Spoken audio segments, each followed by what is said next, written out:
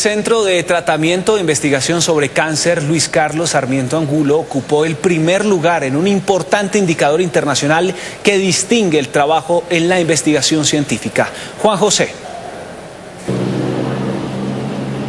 Rafael, se trata de una medición global que analiza la contribución de instituciones a la investigación científica a partir de publicaciones en un conjunto selecto de revistas científicas líderes en el mundo. Su metodología se basa principalmente en la calidad de las publicaciones y en la participación real de las instituciones en los artículos indexados.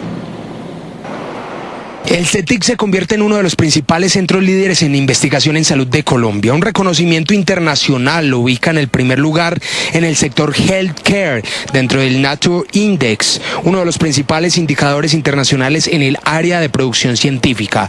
Su director explica el alcance de este logro.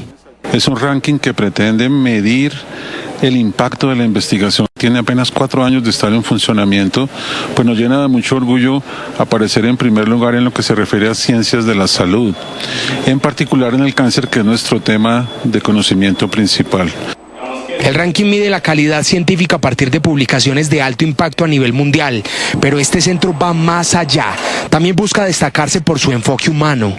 En el CETIC hemos querido que sea claro para todos que tratamos pacientes y no enfermedades, y que la ciencia, acompañando lo humano, genera el mejor espacio para que las personas, sus familias, tengan escenarios para enfrentar de una forma mucho mejor un reto tan significativo como es enfrentar un cáncer.